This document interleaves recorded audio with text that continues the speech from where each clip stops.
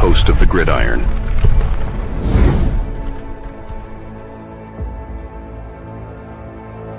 All right. Welcome to the Gridiron, baby. If you give this video a thumbs up or maybe share this video, that would be absolutely freaking phenomenal. If you subscribe to my channel, thank you. If not, please go down below, hit the subscribe button, hit that bell icon. That way next time I go live, or if I put a video out, you'll be notified. And it's free of charge. What do you got to lose? It's totally free of charge. But if you are subscribed to my channel, thank you. If you want to help support my channel, description box below, very top link takes you to my membership page. I got 3 different membership levels. Each one has their own little perks to them.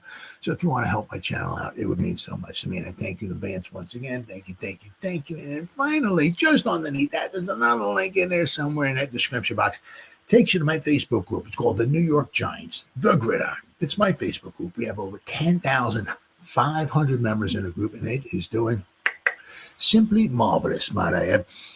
Basically, if I'm alive and breathing, and if I got internet access, I'm putting this stuff in this group down here, 365. It's called the New York Giants, the Gridiron. It's my Facebook group. Please join it. You will not be dissatisfied. I promise. Well, guys, unbelievable, right?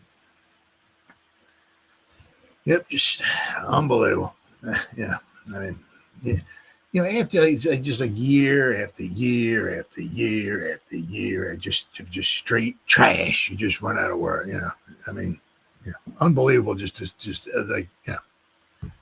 So here we are, 2-6, and you notice, like, you know, every week goes by, we lose another player or two. So by the end of the year, we'll be down to, like, you know, we'll have like one guy left on the squad who's kind of healthy, and everybody else will be, you know, hurt.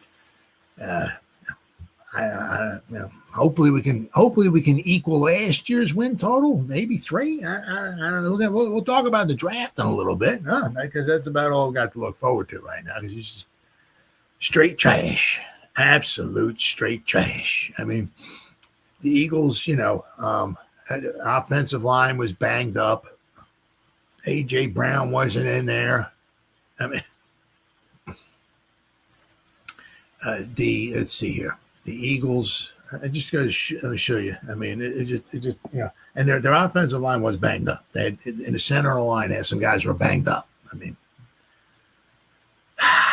let's see, they're rushing 276 yards on 33 attempts, 8.4 yards a rush, 8.5 yards a carry. Are you fucking kidding me? Are you kidding me? 8.5 yards a carry. As I said, the center of their line was banged up. I mean, yeah, Dexter Lawrence. I mean, the guys, we're going to talk about him in a little bit. The guy's got to be injured. He's got to be.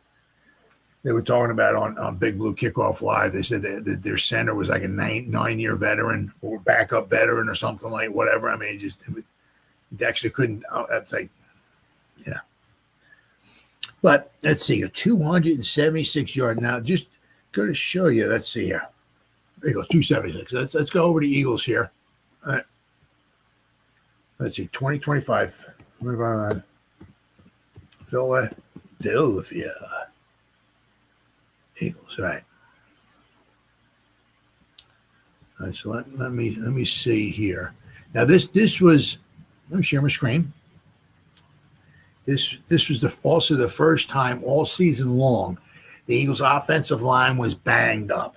Their number one, you know, they got 2 that wasn't even playing. And this is the first time all year the Eagles actually outgained their opponent. And not only that, they almost doubled us in yards. 276 rushing yards. Just to go to show you just how just straight trash I mean, I know we had a lot of guys in there, but guys that were injured and all that stuff. But if you look here, right? Let's see. Did I have it? Okay, they do. Okay. 276. Now, see, the Eagles are just very, very lucky also, too. Very, very lucky. We're going to go over a little.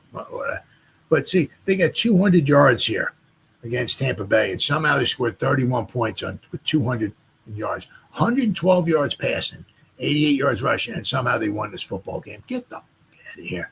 This one here. It's the Chiefs, 216 yards and 94 passing yards. And somehow they won that game too. Well, the Chiefs are turning around, so the Chiefs are seem to be getting better because they're steamrolling the Commanders tonight. They're just straight up biatch slapping them, the Commanders. But look, where are we at here? 420. They had all year long. They haven't even gotten 400 yards on offense. They did yesterday against the Giants. Let's see, the highest total was 361. But you look, 1, 2, there's 5 games in a row where they did not exceed 300. And this when they had Saquon, they had Hurts, they had Brown, they had Goedert, they had Devon, all these guys were in there. And they first 5 games of the season, they did not exceed 302 yards of offense.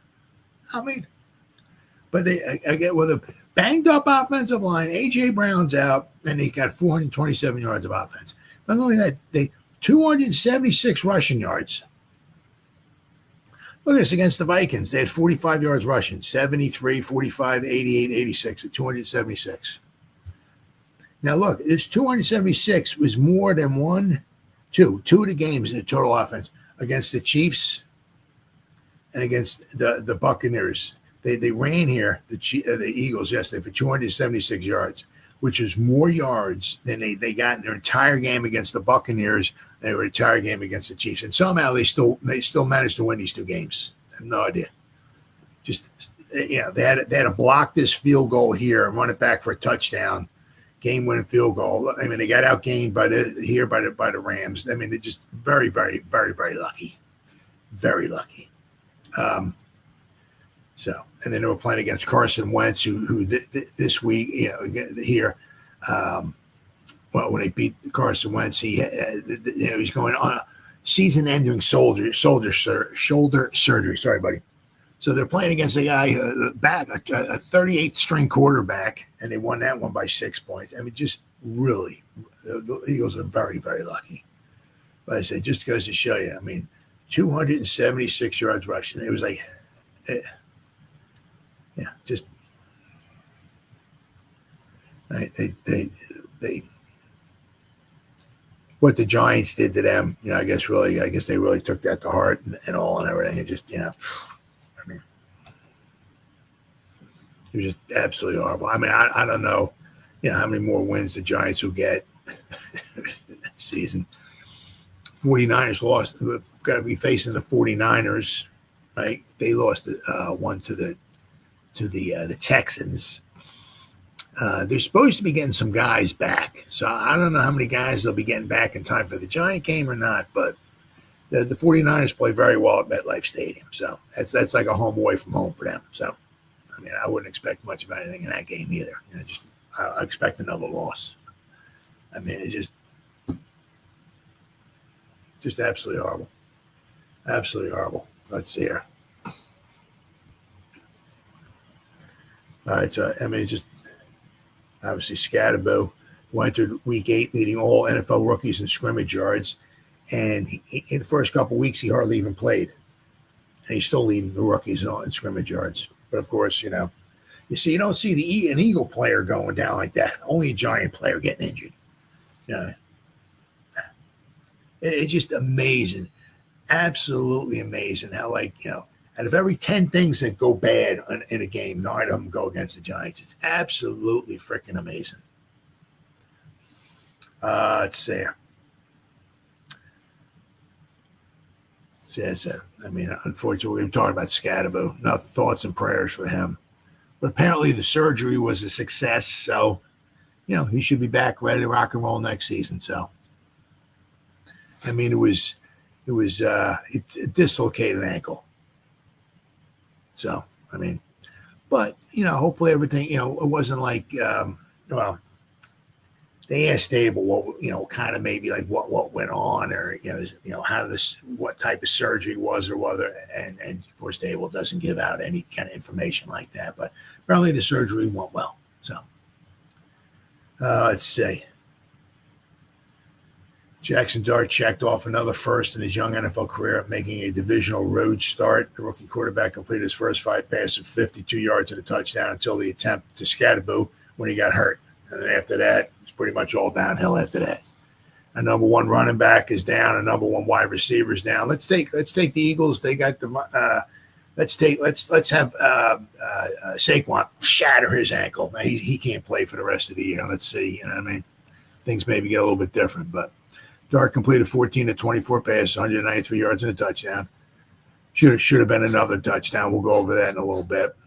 Dart was sacked 5 times. Sometimes he seems to be holding the ball a little too long. Yeah. I'm not sure if he's maybe not surveying the whole field. He's not maybe checking the ball down a lot. He's just holding the ball and he winds up getting sacked. I mean, a couple of times when he did wind up getting sacked a couple of times, he had the ball for well over 3 seconds. Now it could also be that, our phenomenal wide receivers and tight ends aren't maybe getting open. That's a possibility too. See, it helps. It also helps if you have that good stud out there like a Malik Neighbors, because he might open things up for other players, right? But when there's no stud out there, no Malik Neighbors, right? You don't have nobody really open the field up, and so Giants need another weapon. But let's see. Tracy stepped in after Skattebo, and he ran the ball 10 times to 39 yards, almost 4 yards a carry. Darius Slayton returned to the field after missing 2 games with a hamstring injury. He had a 68-yard touchdown, which was called back as offense. Get the out of here, offensive pass interference. Get the out of here. What the are you looking at, refs? I mean, we'll talk about that in a couple minutes here.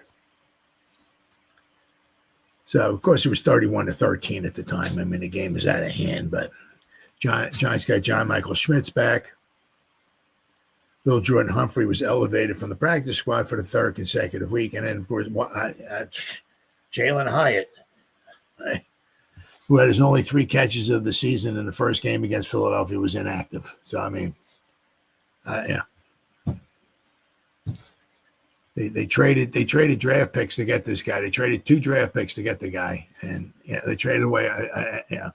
They give the Rams their 3rd rounder and a 5th rounder to get Jim, and it's like it's not a very good draft pick. Giants started the game without, of course, half their secondary. Right? Deontay Banks and Dane Belton made their first starts of the season. Secondary lost another player, of course. Cordell Flott took an inadvertent hit from his teammate, Bobby Okereke, in the first half. He was ruled out with a concussion. That forced Corey Black, a 7th-round draft pick, who returned to the team this week to play his first defensive snaps of his career. Giants had waived Black on August 27th. The Jets signed him to the practice squad on August 29th, 2 days later. Yeah, he had played 15 snaps total, all on special teams so far this season. On the second play from scrimmage, let's see, the Giants gave up a touchdown. Let's see, their backup guy, Tank Bigsby, added 104 rushing yards as the Giants allowed 277 yards on 30 carries, 9.3 yards per attempt, not including the kneel downs. Because if you took the kneel downs and brought it down, obviously it was an extra 3 carries or whatever it was or something. So I guess between Hurts and he runs, he had Saquon and Tank Bigsby, right? And they gave up 9.3 yards a carry on the ground. Every time they ran the ball, they got a first down. I'll tell you what, boy, if Bowen doesn't get fired after this season, I don't. I'm not saying, I know we got injuries and stuff, but this, if you can't do, I don't.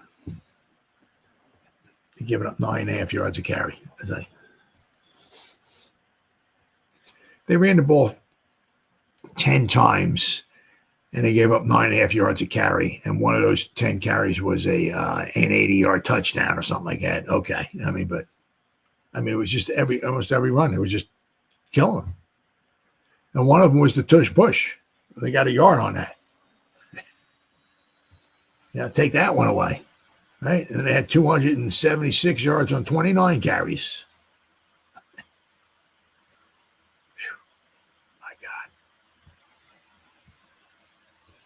God. Let's see. Brian Burns, he had his 10th sack of the season. The Giants actually got 4 sacks. I guess that's about the only good thing that happened all day. Yeah. The Eagles had 23 first downs. The Giants only had 13. Graham Gano returned to practice this week and was activated off injury reserve. Gano suffered a groin injury. We know that. On Sunday, Gano made both field goal attempts, 47 and 34 yards, in addition to 2 extra points. Now, if we had that last week, we would have won that football game. Right? Jamie Gillen once again handled kickoffs. The Giants entered Sunday 3 with the number 3 kickoff coverage team. Yep. But unfortunately, they allowed a 41-yard return from Will Shipley following Skattebo's touchdown. So the Giants just tied it up at 7, and then they let the Eagles basically run the ball out to midfield on a kickoff.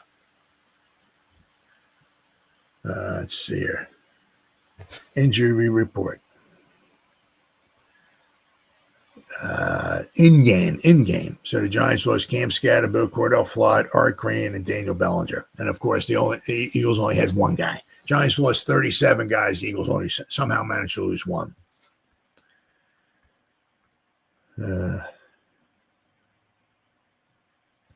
Let's see here.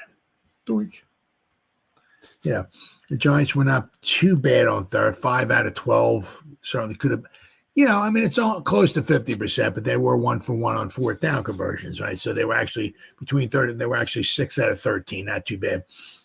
The Eagles were 2 for 2. Actually, it really was like 1 out of 2 because the refs gave them the 1 tush push, which the fumble, which we're going to talk about in a second here, which is just absolutely unbelievable. Absolutely, I can't wait till they do away with that. But if you can't officiate it, you can't have it. I'm sorry. Yeah, it's unbelievable. It's like with the Eagles. If you ain't cheating, you ain't trying. It's like, they got the ball, right? And then they got 13 guys jumping offside. Then they snap the ball, and the ref's like, oh, yeah, that looked okay. I mean, the one time against the Giants, the one guard was like half a yard offside. He's already blocking our defensive players. Then they snap the ball, and the ref's like, yeah, that's okay. That's it. I mean, it's like, I don't know. I guess the NFL was making the call, we need the Eagles to win this football game. Yeah, Cowboys are getting blown out. Reds, the Commanders blow. Giants blow. We need the Eagles to win. We got to get somebody good. We got to get a winning record in the NFC East. Got to have the Eagles win this one. The head linesman goes, oh, okay, all right. Well, yep. We got you, Goodell. We got you, baby. We'll make sure the Eagles win. Oh, yeah. Okay, that's a good paycheck. Okay, make sure, put that bonus in my paycheck. All right. Okay. Yeah, we got you. We got that. Hey, Giants ain't standing a chance today, brother. We got you. Yeah. Now, the Eagles, the one thing, which obviously was, they're only 2 out of 8 on 3rd downs, 25%. The problem was we can never get them to 3rd down. One of the drives, I think it might have been their second scoring drive when they ran the ball out to midfield. There wasn't a 3rd down the whole drive. They only needed 2 plays to get a first down. It's like,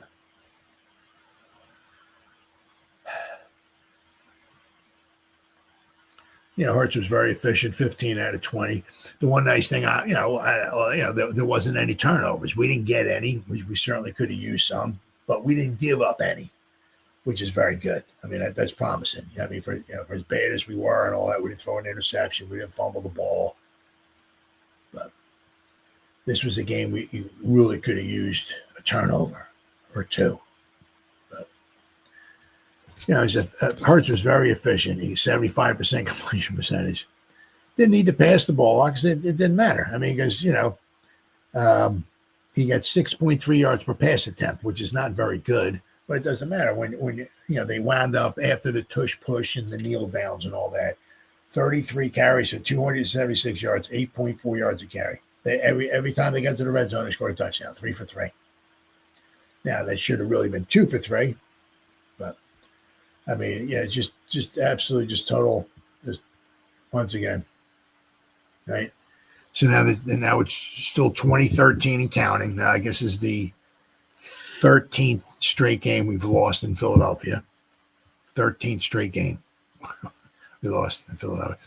Because you go back to 2013 was the last time we actually won in Philly. So there's 13 games in a row because they got the one playoff game in there. And now, of course, once again, we have not beaten the Eagles or we have not swept the Eagles since 2007. So we're getting next season will be the 20th season. Right. Well, okay. Well, no, it'd be 19 season, right? 8, 9, 10, 11, 12, 13, 14, 15, 16, 17, 18, 19, 20, 22, 23, 24, 25, 26. Okay. Next season will be the 19th season. You know, we try the first time, we try to sweep the Eagles for the first time in 19. You know, obviously we're going next season. So had a chance. You know, the one nice thing was that we it was 7-7. It could have been 10-7. I mean, you know, we're going to talk about that in a couple minutes here.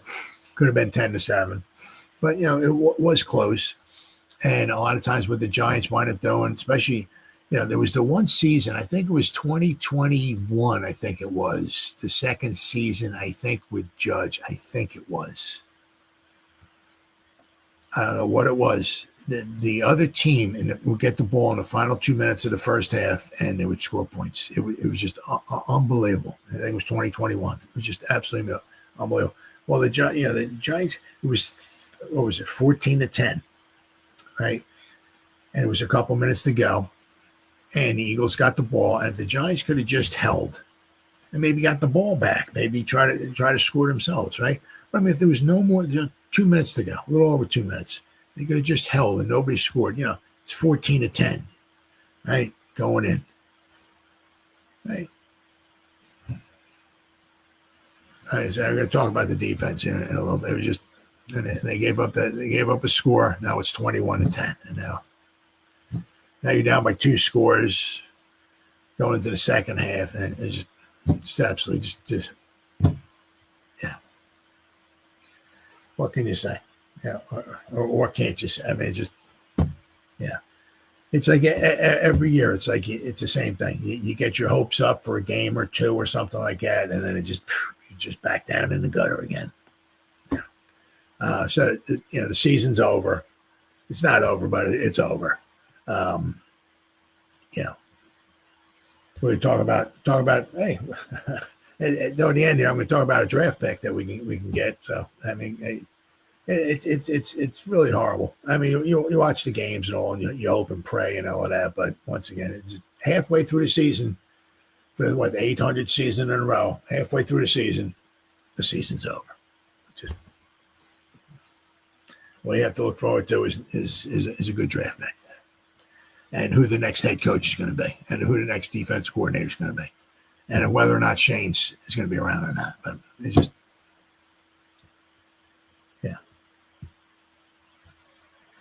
Yeah, so you know the refs got the call, right? The NFL, Goodell, whoever made the call. The linesman got it before the game. We need the Eagles plus the points. Vegas gave us a call. They need the Eagles plus the points, and the NFL we need the Eagles to win. So you know, we got to make sure the Giants lose, and whoever no problem, we got you.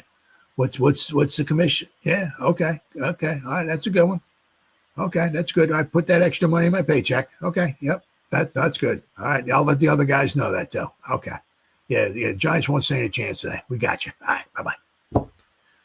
They called down to the refs room. He picked up the phone. It wasn't Commissioner Gordon talking to Batman. It was Roger Goodell calling the ref. Yeah, we need an Eagles win today. Cowboys suck. Commanders suck. Giants suck. We need somebody. We need somebody to represent the NFC East. Can't have the Eagles because they're not that good. They're not that good. But we can't have the Super Bowl. You know, we wrote the story out. This is the script. The Eagles got to be in there. We got to make sure the Eagles get to that playoffs. Can't have them losing to the Giants. So then the refs made sure that happened. I mean, just absolutely. I mean. I don't know what, I mean, like the one with Kayvon, where he jumps off sides. I don't know what the ref's looking at. I mean, it's very apparent. Kayvon jumped offside. I mean, obviously. But I don't know. He didn't see the tackle. No, I mean, they, the refs, they all get graded after the games and all that stuff and everything. So you never hear what they get graded and if they get reprimanded or whatever. You never hear anything like that. But everything, it all gets reviewed and the tush push. I mean, the one thing that really pisses me off about that is that when they call the tush push, they have a yard and a half or whatever to go. They'll do the tush push, and Jalen Hurts is there, and he's fighting, and the refs, nope, no, he didn't get the first down yet. They just let him keep going and pushing and going. Nope, didn't get a first down yet. Then go and he's got the first down. All right, we're gonna blow. I mean, there's been a lot of times when they've done the tush push where the guy's forward progress has been stopped. He's been stopped. And they let it keep going. Right? And they just let it keep. He's fighting, he's going, he's fighting. He may not go, his forward progress ain't going, but he's still working, and they let it go. I mean, I've seen the tush push go on for quite a few seconds. And he stopped. And they keep going, and then they blow it. Right?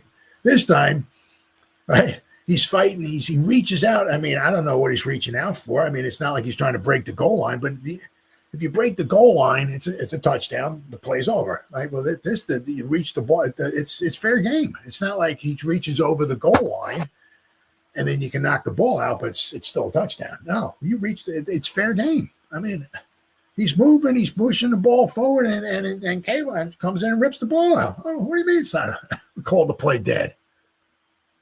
I mean, it's unbelievable. Absolutely unbelievable. The guys, half the team jumps off sides, and then oh, no, that was okay. Yeah, no, that's okay with first down, Eagles. Yeah, no, I don't see nobody going. I mean, guys jump off side. The guy who ripped the ball out of the quarterback's. Oh, no. Whoa, we're blowing that dead. We got the call from Roger Goodell. We can't make the Giants win. Eagles ball. First down. Are you fucking kidding me? It's just unbelievable. I really hope they do away with that play. If you can't officiate it, right, you can't have it. Sorry. As I said, the Eagles, if you ain't cheating, you ain't trying. It's unbelievable. Absolutely unbelievable. Then the one on with Darius Slayton. Now, we were down 842 to nothing. So would it really made that much of a difference? No. But, I mean, he had his arm on him. Maybe he did push him a little bit. But if you run, I mean, he's arm barring him. He can't get his arm up. And then he's got a hold of his T-shirt. Now, the thing is stretched about 35 yards, pulling him back. I don't see nothing. Are you fucking kidding me? And then, but he sees Darius extend his arm. He didn't see the T-shirt being pulled about a yard. You can't call on Darius and not call on the other guy. You've got to be fucking kidding me. It's supposed to be that real good guy, Mitchell, I think it was. Oh, these guys like glue. The guy's really good. Well, I guess I'd be pretty good too if I could hold on to your jersey so you don't go anywhere. Let me grab hold of your jersey. Okay, I got some good, strong hands. Okay, hold on, and we'll call the play. All right, you start running. Man, look at me. Look at me. Oh, I'm all over this guy. I got him. Man, I'm like white on rice, baby. I'm good. I'm a great cornerback. He ain't going nowhere. Yeah, I guess if you hold on to his jersey, I guess so. You gotta be fucking kidding me.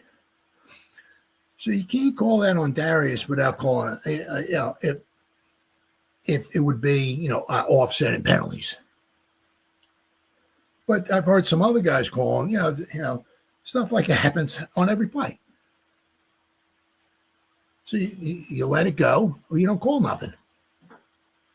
Well, you one of three things. You let it go. I'm sorry, one of two things, right?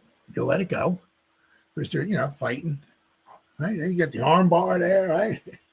Hold them down so you can't, right? Not supposed to be doing that. He's pulling on his jersey. Not supposed to be doing that, but he catches the slate. So either let it go or it's offsetting penalties. But it's unbelievable. Everything that could have happened, where the Giants could have possibly scored, points got taken away. It's just too much. And the thing for me is I can't stand the Eagles. I just absolutely can't stand the Eagles. It just makes it even worse. So this article here. NFL fans want Eagles versus Giants ref fired immediately. Sunday. This is from Athlon Sports. Truly laughable call in Philadelphia. Let me share my screen. I got this article here. Share the screen. What did I say here? There we go. All right. Okay. Let's make it a little bit bigger here so I can even read it. Well, let's hope this is true. I mean, this is just, And the thing is, it's like, when was the last time, there were like 825 egregious calls against the other team, where the Giants benefited from like 900 calls going against the other team. And not so much just flags, like somebody holding and they're holding onto the guy. Well, that's a hold. But I mean, these calls that should have gone either the other way or it shouldn't have been called. When was the last time that happened?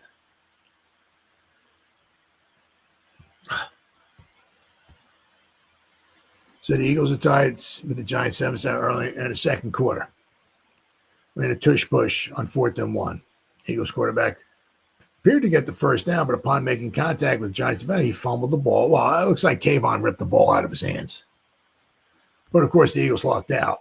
The referees had already called Hurts' progress stop. The fumble happened, but according to the refs, it happened after the whistle had already been blown, which is bull.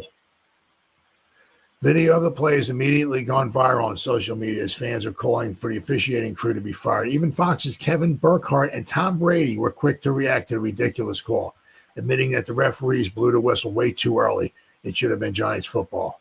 Yep. I mean, you literally can't do anything. Should be the Giants ball, one fan wrote. I mean, I'm not going to say it because it just makes me throw up. Fans want refs fired immediately. Those refs are awful. Fire them all and restart. The problem with the tush push. This is the latest example of why the tush push is such an impossible play for the referees to officiate. It's why longtime NFL rules expert Dean Blandino announced that he was done with the play. I am done with the tush push, guys. It's a hard play to officiate, he said live on NFL on Fox broadcast earlier this year. Now, it's a shame. NFL teams had a chance to ban the play in the offseason, but 10 of the teams, including the Eagles, voted to keep it in. So all these teams voted to keep the tush push in there. Hopefully one or two of these teams changed their mind. But you'll notice, I don't know.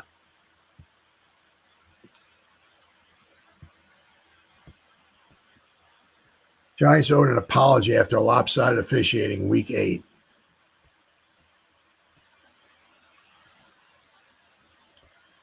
In total, the Giants were penalized only 7 times, though, for 54 yards, but those numbers fail to detail exactly how one-sided and erroneous the calls were. It also doesn't touch on some of the blatant miss made by the referees in Week 8. I'm not going to comment on what I think on the officials. Head coach Brian Daboll said after the game, they call it, and we got to play it. I mean, because he can't say anything, he's going to get fined. You say anything negative about the officials, you get fined. So, although Daboll was subdued in defeat, he was quite a bit more animated on the sideline. He was just. The anger was justified, not just because of the one call, but because of many leading up to that moment. Here's a look at the breakdown of Sunday's officiating, which is likely to result in apology letters from the NFL. The Eagles ran 4 consecutive tush-push plays in Week 6. Yeah, it was just...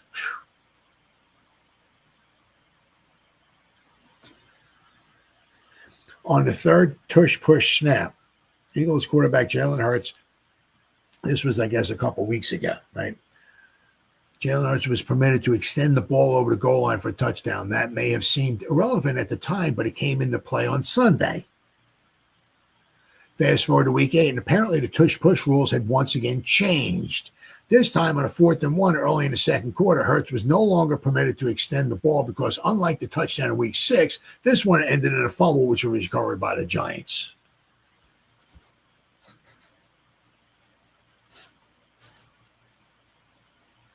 One guy wrote, Shane Brennan, I don't know who he is. Generally, I defend the tush-push and Philly's right to run it. But if it's not being officiated correctly, and there's a problem with it every week, then how can you expect the rest of the league to allow it? This is a fumble all day. Yep. So you take, as I'm saying, but yeah, it's as we've seen with the Giants, it doesn't matter necessarily who was the better team, who gained more yards and all that stuff. It's who at the end of the game who has more points on the scoreboard. So you can outgain your opponent, blah, blah, blah, blah, blah, all that stuff and everything, and you may not win the game, right? That tush-push. You give the Giants the ball, that you're taking 7 points off the Eagles. Now, instead of 38, they only have 31 points. That BS call against Darius Slayton. Well, if you let the two guys play like they were, arm bar, pulling a jersey, extends his arm and all that. You just let him play. That's a touchdown. Now it's 31-27. A little bit different. 31-27. Right?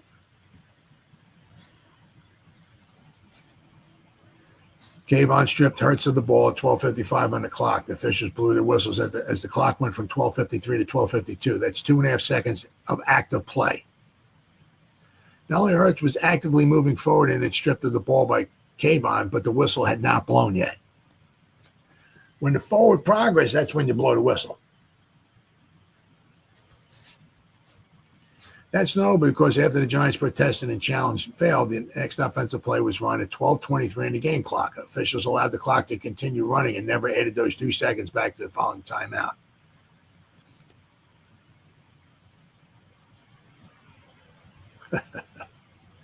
Additionally, when the play did resume, officials spotted the ball at the Giants' 9.5-yard line to the inch. That's exactly where Kayvon stripped the ball from Hurts. If the ruling was that Hurts' forward progress had stopped, it should have resulted in a measurement at the 10-yard line, not the 9.5. Call forward progress sounds like some bull to me, Kayvon said after the game. Instead of a turnover, the Eagles were gifted a first down and punched it into the end zone 2 plays later. Bad call result. Eagles gave the Eagles plus 1 yard and gave them 7 points. Tibbs was victimized. With under 30 seconds remaining in the first half, the Eagles lined up for a 2nd and 7 from the Giants' 11-yard line. Whistles blew the play dead. Pre-snap, and Kayvon was called for a neutral zone infraction. At the moment of the whistles, Giants defenders quickly pointed to the Eagles' left tackle, Jordan Mailata, which the dude moved. He flinched. That's a penalty on the Eagles, suggesting he was guilty. He was guilty. And while 5 yards was walked off in Philly's favor, replay once again told the story. Another wrong call by the refs, another touchdown for the Eagles. It's hard to explain how fun it is to be a Giants fan. Yep. Very clearly, it was a false start, a 10-yard swing in favor of the Eagles from -5 to +5. On the very next play, the Eagles scored a touchdown and took a 21-10 lead at halftime. Bad call result. Eagles plus 10 net yards. Now, it doesn't, instead of giving them 5 more, you add 5. Maybe they kick a field goal there, right? So now you see what happens if the tush-push play, okay? You take the tush-push play away, you take 7 points away from. Now they only have 31 points. On this penalty against, let me share my screen here. Which one is this here? I'm going to share my screen on this one here. Share screen. Right. Okay. So this one with the Kayvon, right? Right. Jordan Mailata right here. He flinches. Right? Yeah, he moves. That's a penalty. That's a penalty. But they see Kayvon jumping. Are you kidding me? So instead of moving them back 5 yards, you're giving them 5 yards and then they score a touchdown. Well, maybe if you move them back 5 yards, just maybe the Giants hold Maybe, right? And maybe they kick 3 points. So instead of scoring a touchdown, they get 3 points. So you take another 4 points off. So maybe on this one blown call right here, you take 4 points off. Maybe. The Eagles still might have scored a touchdown. Don't get me wrong. But just maybe they hold. Right? So you take another 4 points off the Eagles. So you take that tush-push touchdown off. That's 7 points. You take maybe another 4 points off on this drive. That's 11 points. You take, that's the 38. You take 11 points off. Now the Eagles have 27 points. Giants end up with 20. Right? They, on the Darius Slayton touchdown pass. Maybe you give the Giants another 7. Maybe it's 27. I mean, the Giants were totally outplayed on. But what winds up on the scoreboard, right? So they possibly gave the Eagles an extra 4 points right there because of that BS call. I mean, it's what these refs are looking at. Corey Black, defensive pass interference, but 9:26 remaining in the third quarter, and the Eagles facing the 3rd and 11 quarterback Jalen Hurts to an incomplete pass to Darius Goedert. Instead of punting, Philly was given renewed life when officials called rookie Corey Black for defensive pass interference. Called defensive pass. One on Cooper. It's just one of these stop routes, run down field. Cooper's trying to push him by. And the ref just... I could see that one. I can't see any Eagles, but I can see that one being called. But, that just goes to show you what kind of luck the Giants have. That's our 37th string cornerback in there. Right? So. All right. Refs take this 68-yard Jaxson Dart to Darius Slayton TD off the board. Now it's 31-13, but as I said, I mean, earlier on, this could be actually 20 points right here. If you take the tush-push penalty away, the tush-push touchdown away, now they have 24 points. Then with that Kayvon Thibodeau, right, that blown call, Mailata jumps offside, you move the Eagles back 5 yards. Maybe they kick a field goal there. Instead of scoring a touchdown, you take another 4 points off. So you go from 31 down to 24. You take another 4 points off. They're down to 20 points. So maybe right now, just maybe, it's 20-13. And action. Oh, let's see. Is he going to play? Here we go. All right. Drops back to pass. Nice protection. All right. And there's a flag on the play. Could be 20-20 right now. So they don't show you. They don't show you all the. They don't show you that. Did they show it here? Yeah. So here, is this it right here? Let's see. I don't know if they're going to show it. No, it's not going to show it. Yep. Flag on the play. Nope. They're not showing it. So, but let's see here. Hold on. Where are we at here? Up. Okay, here we go. The two players were hand fighting, and Cooper appeared to throw Black up the field on the replay. It could be argued that Black grabbed Cooper's jersey and was being thrown at blah, blah, blah, blah. Instead of punter attempted a near 6-yard field goal, which Jake Elliott missed earlier in the game, the Eagles were gifted a free first down. They ended up connecting on a much easier 40-yard field goal to end the drive. Let's see. Darius Slayton, okay. So possibly the bad call result gave the Eagles 14 yards, and it gave them 3 points. The Darius, right? Slayton. This was hand fighting happening on this play. An alternate angle of the play shows Quinyon Mitchell clearly holding Slayton's wrist during the Giants receiver's struggle to break free. Well, he ran past him. Well, you can't run past him if the guy's holding either he's pulling on his jersey and he's holding onto his hand. You can't run past the guy, right? So you have hand fighting by both players. The Eagle player never lets go of Slayton's wrist. How is this a penalty against the Giants? The NFL must step in and discipline these refs. This is just insane. They're making a mockery of the game. It's ridiculous. If the black play was DPI, then this too should have been DPI. It would have been declined, and the Giants would have been awarded a touchdown. And if this weren't DPI, then perhaps Slayton's jersey shirt when he broke away should have been. Yeah, I mean, are you kidding me? I mean, no wonder why the guy can't get away. The guy's holding on to his hand, his wrist. He's holding on to his. I mean, you fucking kidding me? It's unbelievable, absolutely unbelievable. Instead, the Giants punted the ball the other way. Bad call result. Giants minus 78 net yards. Instead of a 68-yard touchdown pass, they got moved back 10 yards. And they lost 7 points. Oh, then this too. The Phantom Wan'Dale Robinson block. Another play in the second quarter is worth reviewing. With the Giants facing the 2nd and 7 from near midfield, running back Tyrone Tracy carried the ball off left guard for 6 yards, setting up a manageable 3rd and 1. Instead, officials again blew their whistles and penalized wide receiver Wan'Dale Robinson for a legal block in the back.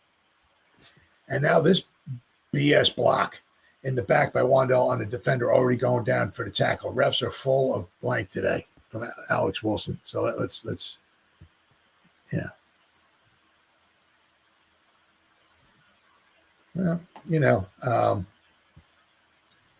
yeah. He did hit him in the back. Honestly, that one, he hit him in the back. He hit him. I don't know why. I don't know why, because this is down past the line of scrimmage. This is, you can't be. Somebody needs to Wan'Dale. Why did you hit him in the back? To be fair on that one, if I'm yelling at the refs about the Eagles stuff, I got to be fair about this one. He did hit him in the back, and he was going down for the tackle. Yes, he was, but in fast motion, the guy's going this way, and Wan'Dale's on his back. Not on. But there's contact there, and he's going this way, and he's knocking him that way. So I can see where the refs would have called that. Somebody needs to talk to Wan'Dale Robinson. It's like, dude, why you hit and in the back? It's like not even close. It's all you. Why you hit him in the back? Oh. So.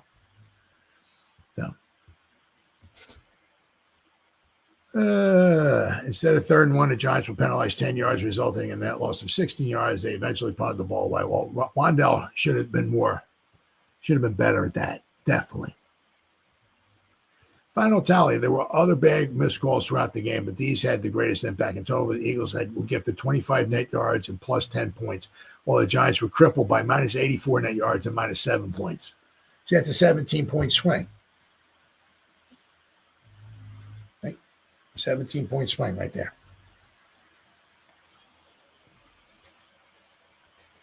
Had the calls on the field been correct throughout the game, the Slayton touchdown would have pulled the score to 21-19 Eagles with a 2-point attempt, likely with 9:46 remaining in the game. But that is not how the cookie crumbled, and the Giants have every right to be furious about that. Yep. I totally agree. Totally agree. I mean, it just...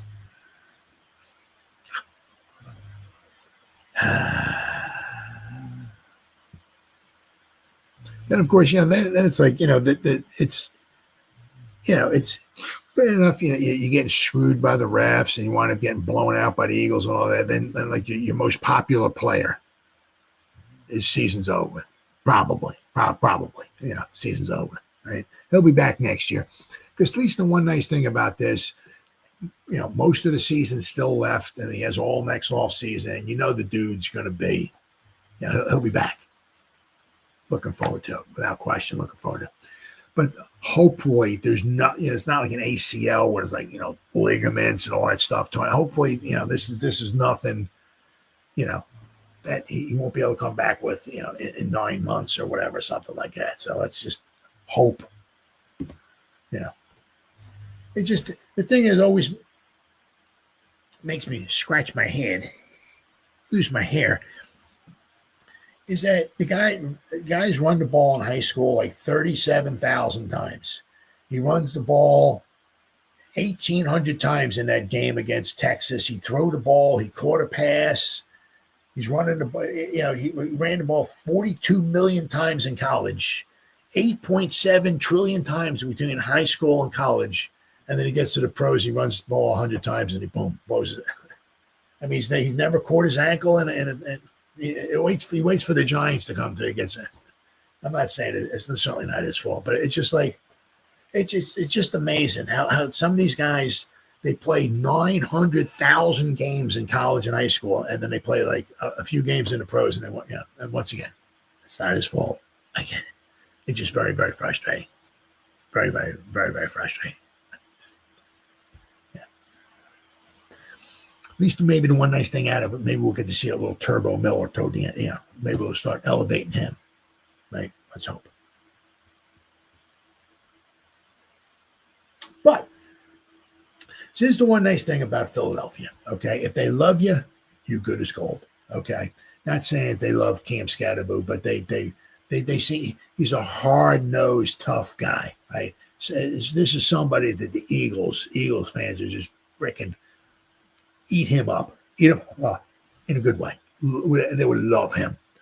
Love him. Absolutely. So the very, very classy thing that the Eagle, what's his name? Head of security. Giants home. From Big Dom. Big Dom. Let me read this over here. Cam Skattebo got special hospital delivery from Eagles Big Dom. They don't call it the city of brotherly love for nothing. Well, that's not exactly true. But Eagles chief of security, Dom DeSandro, popped by to check in on injured Giants rookie Cam Skattebo in the hospital and made sure to make the NFC East rival feel at home. This is very classy. So I have to tip my cap to the Philadelphia Eagles, Big Dom, and all of that. Very, very classy of them, without question. The Colorado Eagles staffer brought Skattebo pizza and cheesesteaks at Penn Presbyterian Medical Center on Monday, according to the Philadelphia's Inquirer, Jeff McClain. The rookie running back successfully underwent surgery to deal with the ankle dislocation he suffered during Sunday's loss to the Eagles. Skattebo spoke out for the first time about the injury on Monday evening in a post on X. So, and he also he was very very positive, without question, of his treatment while he was in Philadelphia. So thank you everyone for the support. Surgery went well, he wrote. I just want to thank the city of Philly for taking the best care of me. Every moment I spent in the hospital with family and friends, I felt loved and supported in every way. Thank you to the doctors, surgeons, and the staff that they did their best work on me. So very, very classy, without question. This is just the beginning of my journey, and I can't wait to show you guys all about it. God has a plan for me. Stick the course, and it will all work itself out. BRB. Skattebo has been discharged from the hospital, and he's expected to be ready for next season, barring any setbacks with the recovery. Of course, Dart. I was devastated. Dart told reporters on Sunday, that's my boy. Seeing him go down and reacting to what happened, it sucks. It's the worst part of the game. Yeah. Well, he went, and Dart obviously went and checked in on him after that. So that was good. He went to the hospital. So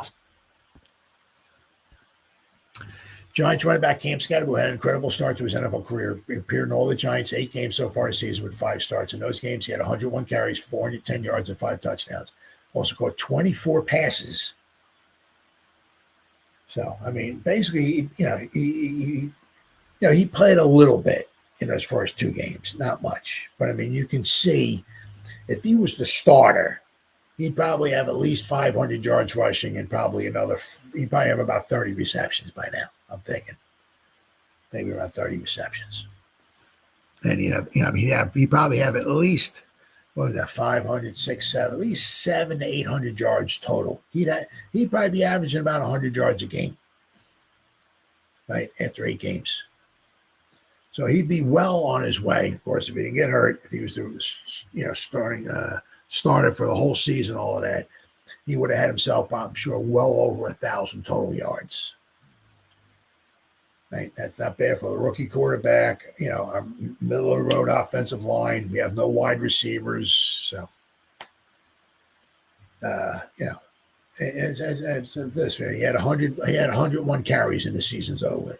Last season with the Sun Devils, he ran the ball 293 times. ran the ball almost, that doesn't include his receptions either. But he ran the ball almost 300 times last year, and he was just healthy as could be.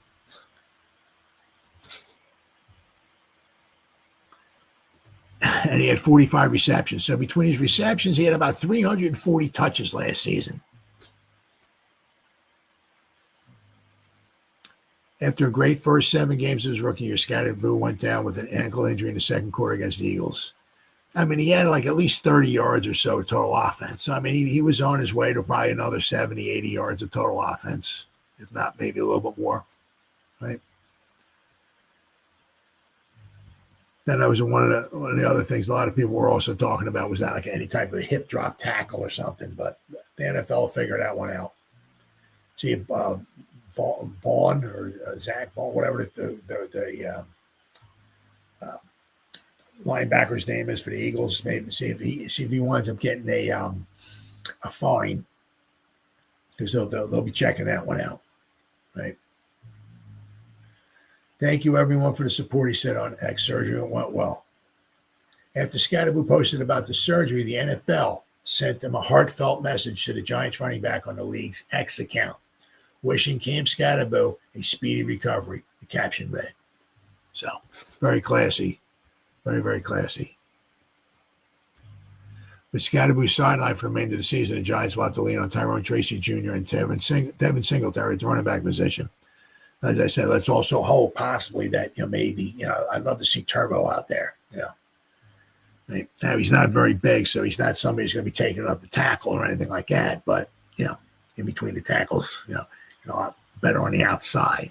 But see if we can get his speed out there on the field, because, boy, if you get him in the open, boy, not many people are going to be able to catch him. So we shall have to wait and see. But, you go from one injury to, I don't know. What the heck is going on with Sexy Dexy? I mean, they were talking about it today on Big Blue Kickoff Live. I try to listen to that Monday through Friday as I'm out and about, driving around and all. I listen to it. Paul Dottino, he's been with the Giants since 1983. So he's seen, I think he's seen almost every game, maybe live since 83. He's been there, so he's been there a long, long time. He was talking about, he heard from somebody. It was, I think, a physician, not associated with the Giants, right? But he was talking about it might take more than just, this year for him to come back and be ready. It might be like next season, because he's not sexy. There's something wrong, right? You also see there was times like he's maybe showing him on the sideline. He's like maybe a little wincing or something like that. So whatever's going on with that elbow, it's causing him some problems. He should have been eating up the Eagles' offensive line this week. The interior was banged up. He should have been eating some of those guys for lunch. This should have been his coming out party. I mean, he's getting double teamed and blah, blah, blah, blah, blah. But last time I checked, he was getting double teamed last year too. And he had 9 sacks in 12 games or something. I mean, he was just picking guys up and just throwing them, and he ain't doing that this year. I'm going to go over show you his PFF grades. First couple of games, it wasn't really. I mean, once again, you're not. It's not, oh man, Dexter Lawrence just pushed the pocket, or Dexter Lawrence there. You're not hearing that. The first couple of games, PFF graded him out pretty well. This game here was his worst graded game.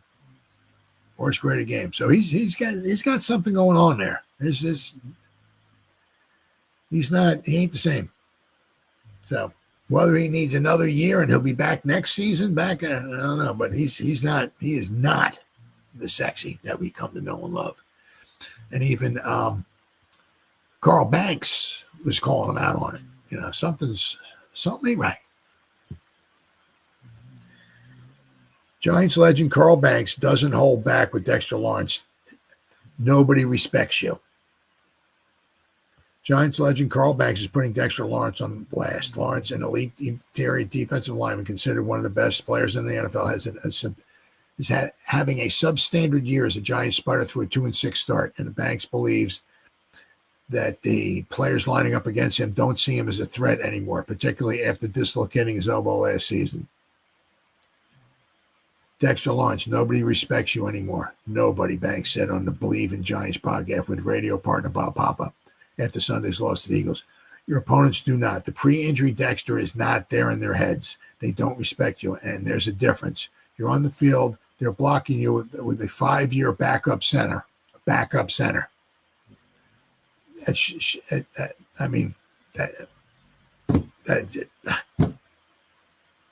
backup center. The old Dex would have the backup center in one hand, throwing him in the third deck, pick the other. I could see if Kelsey was going against them, right? Kelsey, is phenomenal center for the Eagles, but the interior there was banged up. This should not be happening. Banks went on and said, "You're not making a difference." He's not. The old Dexter would. There are a lot of things that go into your performance. Only you know what it is. Whether you're still recovering or not, I'm just telling you now. I'm looking at enough tape to know that your opponents don't respect you. Not the way they used to. Is that it? Nope. Is that it? More? Yeah. Up. There we go. Brett Toth. Are you fucking kidding me? A 29-year-old backup guard filled in as the Eagles starting center on Sunday with Cam Jurgens out injured, and Lawrence, 27, did not take advantage of one-on-one situations. I mean, that's a joke. That is an absolute freaking joke. Banks said that the Giants' other interior linemen, Darius Alexander, Roy Robinson Harris, and DJ Davidson, were making plays against the same guys who were blocking Lawrence. It's time for you to start expecting more of yourself, Banks said of Lawrence. I don't know if you're injured. I don't know if you're fully recovered, but it's time to start asking more of yourself. Let's see. Told of Banks' criticism of Lawrence, Giants head coach Brian Daboll said only, I have a lot of confidence in Dex on the field as a leader for us. I'm glad we have him. Well, Daboll's always going to say the right things. I will say one thing. Don't let the numbers lie to you, because even though some things may not pop up statistically or on the stat sheet, guys are still worried about Dex. Well, said Nacho. I mean, once again, his teammate's going to say the right thing. Right? But somebody on the outside looking at what's actually going on, right, can be more truthful. All his teammates are going to say the same thing. They're all going to say the same thing. The way they block Dex is different than how they block other D linemen. When they see him out there, he's still a threat. They still know that they have to keep him covered up. They still know they have to double, triple, or seal him off for certain things. So, yes, he's still a weapon. I think Dex might not have the stats. Well, to back up how dominant he is, right guard Greg Van Roten said, but make no mistake about it, teams focus a lot on him. After racking up a career-high 9 sacks in 12 games and earning his third straight Pro Bowl nod last season before his injury, Lawrence has just half a sack, which he recorded Sunday in 8 games this year. He has just 1 tackle for a loss and 4 quarterback hits. So let me show you. Let me just go show you. Share the screen here. All right, here we go. Share the screen. Once again, I do apologize. I got 842 tabs. Here we go. All right. Let's share the screen. Let's show Sexy Dexy there, right? I mean, this is, he did okay against Denver, right? But, I mean, see, his first couple of games he did well. Washington and Dallas. But then, against Kansas City, Chargers did up at a 54, a 61, a 47. Nah, this is not him. Yeah, this is not him. I mean, this is just, yes. Well, apparently PFF didn't give him a sack. They gave him 2 total pressures. He has 16 pressures on the season. But so, because they don't give half sacks. They get a whole sack or not. I don't know how or why or whatever, but they don't give half sacks, PFF. So But according to them, they don't even have a sack yet. So he has 16 pressures. 1, 2, 3, 4, 5, 6. He has eight games. So he's averaging 2 pressures a game. So we'll go back to last season here. Right. Right. So he had 9 sacks. Right.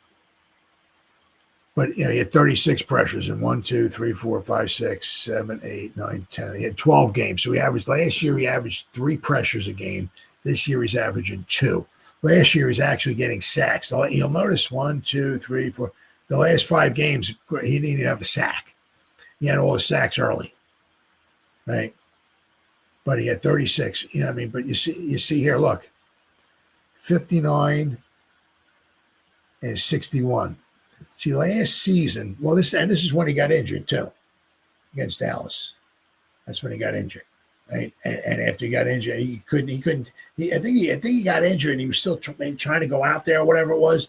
So that really hurt him. But you look during the times when he wasn't injured, he only had 1 game that was a 61. That was against Dallas, right? You look here. I mean, this season here.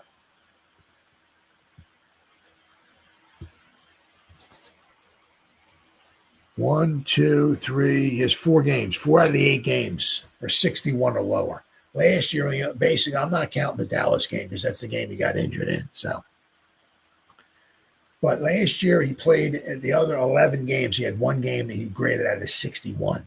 Here, out of 8 games, half the games he's grading out of 61 or lower, and 47 against a backup center. And I said one of the guards was banged up as well too. I mean, he's grading out of 47. His run defense was a 34. Are you kidding me? Wow. Something's wrong. Something wrong there. I mean, that's probably one of the reasons why we gave up so much in the run game. I mean, it was just all of the Giants, the coaches, their players, the assistant coach, they're all going to say the right thing. I mean, nobody's going to say anything at all about bad about sex. Nobody's going to say, well, like talking to Dable. Is sexy? Is he still injured? He's not making a great impact as he was. Dable's not going to say, well, yeah. He's kind of a little banged up. He does suck this year. I mean, last year he was good. This year he really stinks. It's not. His teammates ain't going to say it. Yeah, he's not quite as effective as he was. No, his teammates, they're all going to say the same thing. Oh man, don't you? Oh no, he's been doing really good this year.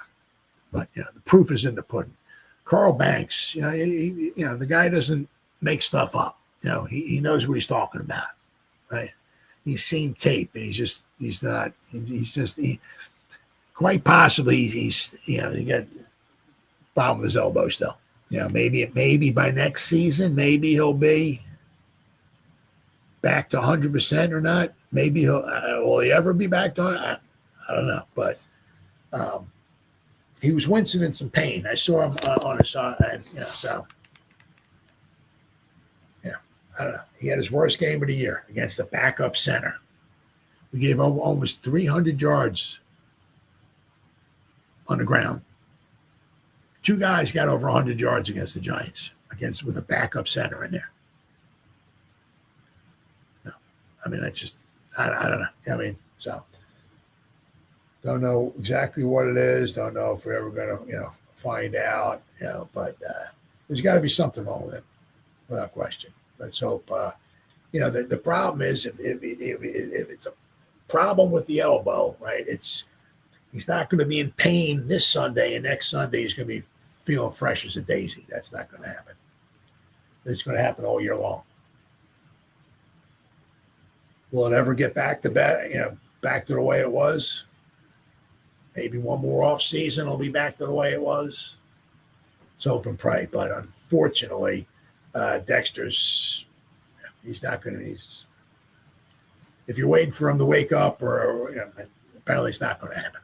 At least not this year, anyway. So, more bad news for the Giants.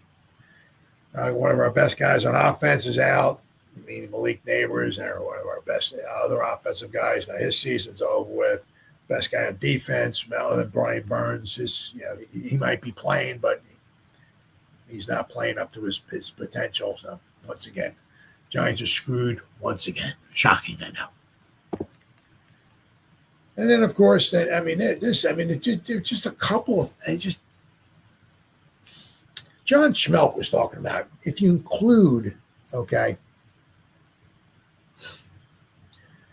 last week in the fourth quarter, the Broncos had 5 drives in the fourth quarter. They scored on every freaking drive. Fast forward, right? The Eagles had 9, because, a lot of times you get 11 or 12 drives in a game and right, stuff like that. Well, when there's punts, that's when you get 11 or 12 drives, right? 1, 2, 3 punt, 1, 2, 3 punt, and you got to drive. I got to drive 1, 2, 3 punt. I got to drive 1, 2, 3. You got to, the drives add up. But when you get the ball like the Eagles do, and they just methodically walk down the field and score, take a lot of time off the clock, and then maybe the Giants get it. They might walk down the field and score. Take a lot of time. You don't have as many drives. So basically, I think he said, John Schmidt, I think the Eagles had 9 drives. Well, one of them was at the end of the game where they just knelt down. Right? Let me see. I'll share my screen here. 1, 2, 3, 4, 5. 6, 7, 8. Yeah, 8, 9. Yeah. They had the Eagles had 5 drives in the first half. They had 4 in the second half, but one of them was that kneel down. All right, so you take that away. So the Giants, the 5 drives that they had defense that the Broncos had in the fourth quarter. It's the defense last week, 5. And then you figure the first 8 drives that the Eagles had. That's 13 drives. Okay. The Giants gave up points on 11 of those 13. Giants only forced 1 punt in those last 13 drives. And the other one was when the Eagles missed the field. I think it hit the upright. So, I think. So if it was like another 6, 8 inches the other way, it might have been a good field goal. So they might have put up 41 points on us. Right? But 11 out of 13, and actually, if you want to look at it, there was 12. They had the 2 teams between the Broncos and the Eagles. They had 12 scoring chances on the last 13 drives. But the Giants actually, out of the 13 drives, the Giants actually gave up points on 11 of the 13. So you figure the Giants gave up 33 points with this defense. And I realize we're banged up and all that. I get it. But we gave up 33 points in the fourth quarter against the Broncos.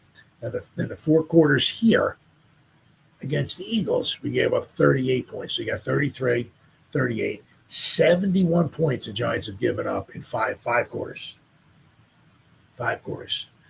5, that would be what? The Giants are giving up 14 points a quarter. So at that rate, right, the Giants are averaging those past 5 quarters. Giants are averaging giving up 56 points a game.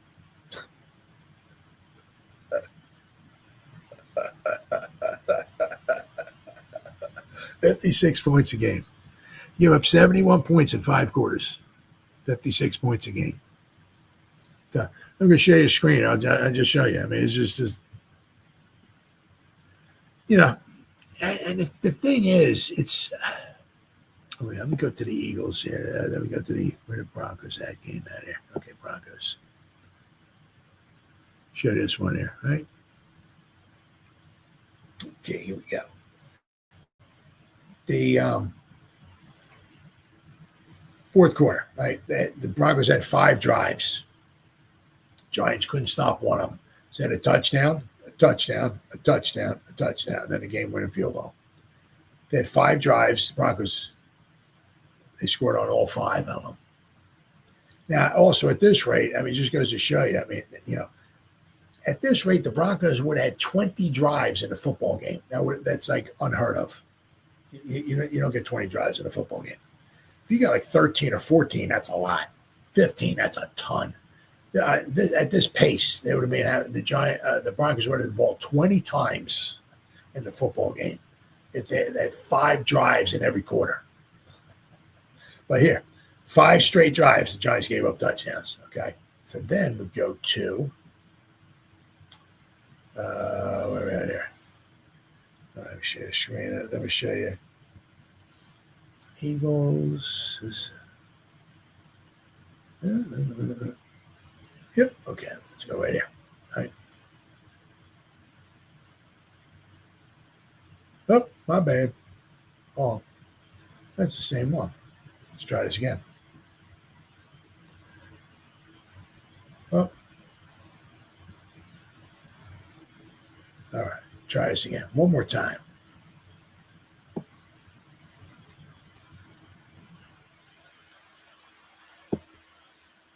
I hope this is it. Okay. All right. This is it. Let's go to play-by-play. Right. What was the final score here? 28-7. Wow. Kansas City, 28-7 over the Commanders. Wow. All right. So the Eagles had a touchdown. Then the Giants punted. So this could have been 10-0. Did it say it hit the upright? This field goal. Yeah, hit the upright. Hit right upright. So if it was like another 6 inches one way, toward the inside, it might have gone through 4 inches or whatever. Right? So it could have been 10-0. But but they did not score on this one, okay, but they had a scoring opportunity. They had a field goal try, just missed it. Right. Then we got a touchdown. Then the only punt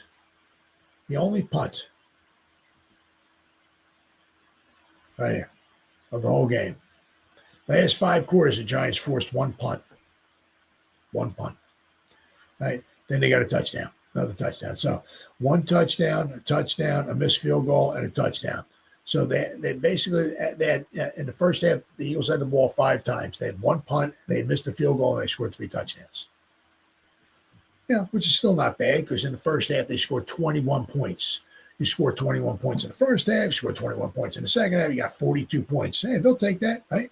But still, the Giants, this is the only punt in 5 quarters that the Giants forced right here. Right. That was the only time that the other team got it, that they were forced to give up the ball. Right. Then you got in the second half here. Right. Oh. Must have been yeah, okay. Giants, nothing. But then the Eagles got a field goal. Chewed up 6 minutes. Then the Giants, 15 plays, only won 59 yards, but they got a field goal. All right. They made 24-13. And then in the fourth quarter, the Eagles got a touchdown, and then the end of the game. So in the second half, the Eagles had the ball 3 times. They had a 4, but they ran the clock out. 4 plays, 15 yards, because the Giants couldn't stop them anyway, right? They just kneeled down. But the first 3 times in the second half, the Eagles had the ball. They scored a field goal, a touchdown. They scored 5 touchdowns and a field goal. So 11, I mean, it's just unbelievable. 11 out of 13 drives. And I said, actually, it was 12 out of 13. The Eagles just missed the field goal by a couple inches. I mean, the thing is, and I understand we got backups in there and all that stuff and everything, but if you're a good motivator and you're a good coach and all of that, I'm not saying the Giants are going to be shutting people out and stuff like that, but you get better results than what we got going on. I mean, that's it. You still got enough good players on the field that just, I don't know, we're just not getting results. I mean, I would be absolutely, totally just shocked if Bo was back again next season. I mean, I can't. I think half the fan base will wind up leaving if Bowen comes back next year, half the fan base will be gone. I mean, there's no way, absolutely no way. The absolute straight trash that we're getting from this defense is just so. That's so that's something we have to look forward to next year, right? Possibly maybe the new coach and the new defensive coordinator and all of that and everything. And something else we have to look forward to next year. As of right now, Giants are pick number 6 in the latest mock draft. And it's pretty bad, really is, when season's halfway over with and you're already looking at, what draft pick are we going to get next year? That's basically, right? We got 9 games of football left. If we win a couple of games, I'd be surprised, right? And just the way things are going. The injuries you just keep piling up, and it's not looking good. So you don't know how many more wins we're going to get this season. But one thing you do know is there's a good chance that once again the Giants will be drafting in the top 10 once again. But let me show the mock drafts we got here. I'll show you Tankathon here. Share the screen. All right, scroll down. Where's Tankathon? Here we go. All right, the draft order as of right now, anyway. Right. Okay, so Nolan, because the Jets actually won a football game. That goes to show you, just straight trash we are. Straight trash. The Saints have 1 win. Who was that win against? The Saints are 1-7. They're the worst team in football. Who did they beat? I don't know. I don't remember who the Saints beat. But they're actually the worst team. Actually, somehow, the Jets are pretty bad. They're actually almost worse than the Jets. The Saints have 1 win. Who did they beat? I don't remember who the Saints beat. But whoever they beat, that team must be really, really bad. That's all I got to say.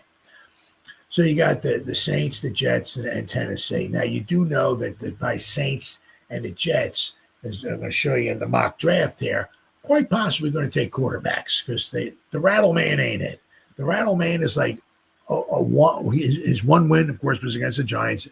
He's like, 1-12 or 1-13 in his career or something like that. Straight trash. Straight trash. Justin Fields, straight trash. Straight trash. So the Jets are going to draft their 337th quarterback since Joe Namath. And they'll probably wind up blowing this one, though, right? But Tennessee's obviously not taking a quarterback.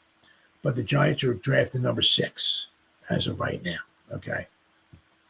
So I'll show you, the one I stay, doesn't mean the Giants are taking them. Doesn't mean the Giants are going to be drafting number 6. The Giants can be drafting 4. The Giants can be drafting 14, whatever. As of right now, that's all I'm saying.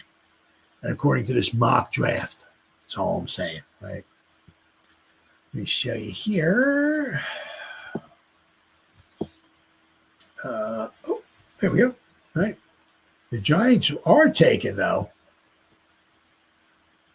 the number 1 wide receiver, right? Now, I hope, once again,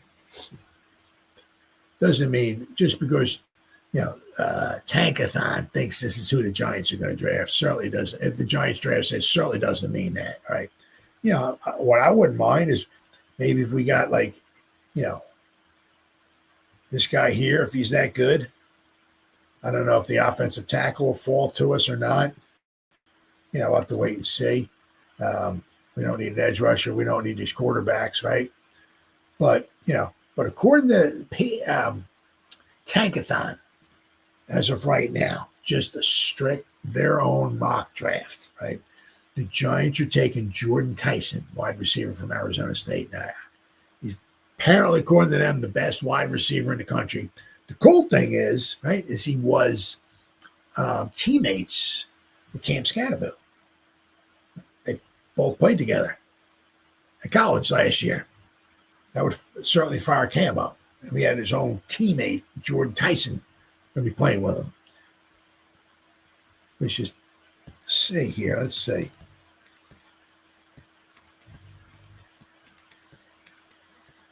The next one is Carnell Tate. Of course, once again, this is just, and probably none of this is going to be correct at all by the time the draft does come around. This order, who people are taking, but you'll notice here, who the Giants are taking at wide receiver at number 6, according to them, this tankathon. The next best wide receiver is this Carnell Tate, who the Rams take at pick number 23. So according to this, the Giants will be taking the best wide receiver, which is pretty cool because the Giants need another weapon. Right? So I'll show you. Let's say share screen. You know, last season, he didn't do too bad.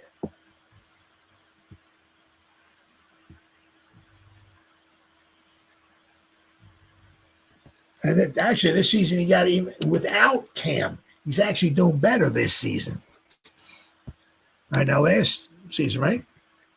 Arizona State, where Cam was at, right? 2024. Played in 12 games. He had 75 receptions, 1,100 yards, 14.7 yards of reception, 10 touchdowns. Not too shabby. This season, though, he's played in only 7 games. He has 57 receptions. So he's averaging 8 receptions a game.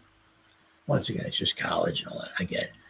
He only's averaging 11 yards of reception, but he already has 8 touchdowns. 57 receptions. Last year, 12 games, 75 receptions. Last year, so it was what? Last year, he averaged about 6 receptions a game. This year, he's averaging 8. With the 10 touchdowns. So apparently, according to, I don't know what all the drafts, subscriptions out there and all, if they have him picked as the number 1 overall wide receiver in the country. That I don't know, but Jordan Tyson. They had him. Is this it? Oh, wait, hold on. Okay. I think he's 6'2". 6'2", 195 pounds. So he's not super duper big, but 6'2". Let me stop sharing my screen. Let me share it one more time here. Share screen. And they got a little bit of a write-up on him, I think.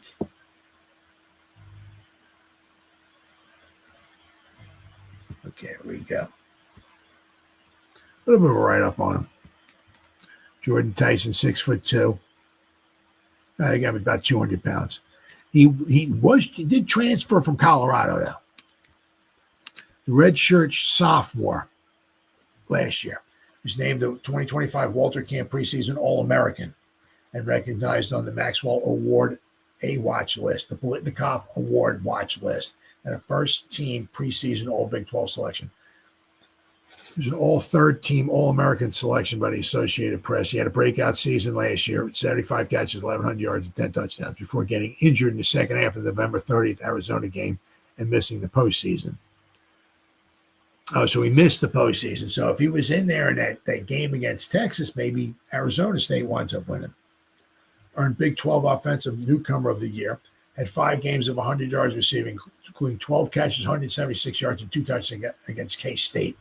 His first 6 games, he totaled 25 catches, 369 yards, and 4 touchdowns. He had 50 receptions, 732 yards, and 6 scores in 6 games, in his second 6 games. Tyson had 8 touchdowns in a 6-game stretch.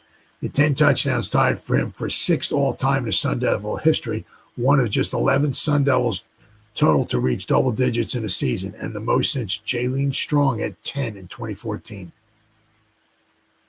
Oh, there you go. He's in pretty good company here. 176 receiving yards against K-State were the most since Brandon Ayuk put up 196 on Washington State in 2019. It was the most receiving yards in a road game since Devin Lucene had 200 yards against California in 2015. 4 of his touchdown receptions were in the final 5 minutes of a half. 3 of his 7 touchdown catches have come in the fourth quarter of games, tied for 4th among FBS receivers. Tyson has emphasized wide receiver coach Hines Ward's no block, no rock mantra, as he is 5th among FBS receivers with 298 run blocking snaps this season. So, That's what you want.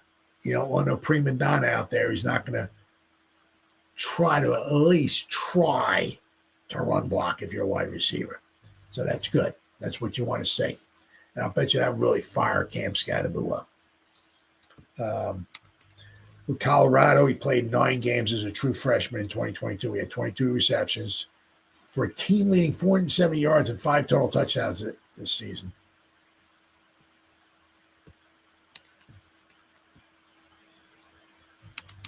So, he's got, to be honest with you, just be, I can't say I've been watching him in college and all that stuff. So when this stuff comes up like this, I have to rely on other people's words for it.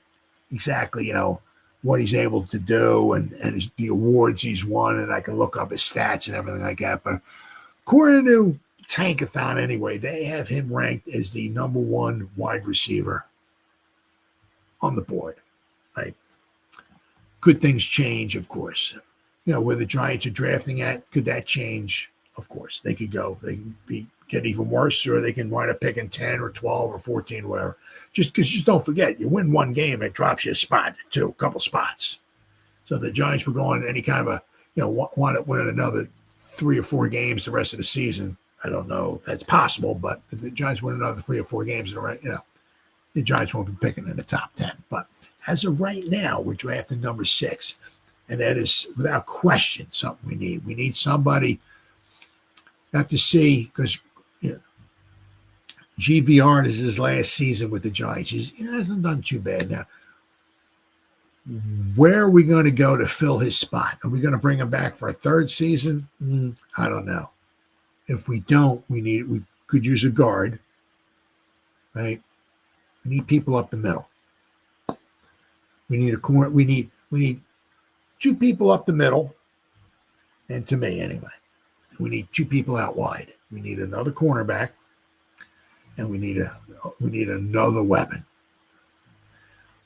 If we got a Debo, if we got Phillips, and we wind up re-signing Flott, and we have Banks, we still need another cornerback because Banks ain't going to be around forever, right? So we do need another cornerback. Now, if we bring back Flott, we got Phillips, and we got a Debo, we have our 3 starting cornerbacks. So we don't need to take a cornerback in the 1st round, right? But early in the draft, 3rd round, 2nd, 3rd, 4th round, especially as a backup, somebody in the early rounds. But we need another weapon. We need somebody else out there that's going to scare the other opponent. And if this guy here can do it, the guy from Arizona State, I said, really fire up Cam, Mr. Tyson.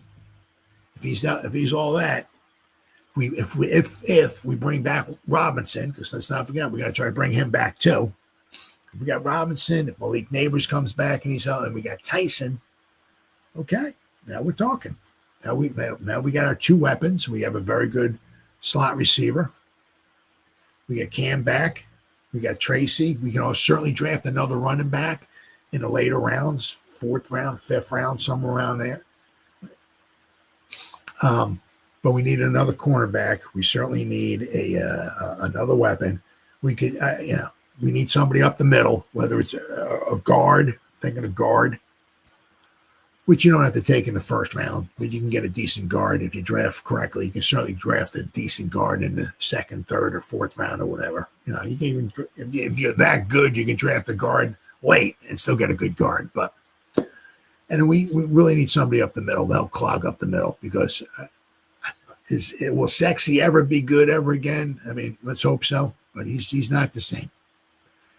And if he's doing decently, whoever's next to him, we're giving up 9.5 yards a carry. We got problems. We need to, we could probably use another defensive tackle, somebody up the middle to help Sexy. Right? All we can do is hope and pray that next season Sexy comes back and he's feeling better, right? Because unfortunately, he's just not. Something's wrong. Something's wrong there. But unfortunately, once again, something's wrong with this whole season for the Giants. But Anyway, the Giants go down to defeat once again. Now we're 2-6, and we're looking at a real hard to believe, but we're looking at a real tough schedule facing the Giants. I mean, out of the next like 5-6 games, maybe we can get a win. We have a very tough, very pissed off San Francisco 49er team coming to town. Very well coached. Very well coached. So Giants could be 2-7 after this week. I hope not, but we might. All right, guys, been 1 hour and 36 minutes. Whoever spent any time listening to me live, thank you, thank you, thank you. Or if anybody's going to spend any time watching the replays, once again, thank you so much from the bottom of my heart. It means the world to me. As always, you guys stay safe out there and go Giants! Woo! Oh, yeah. Thank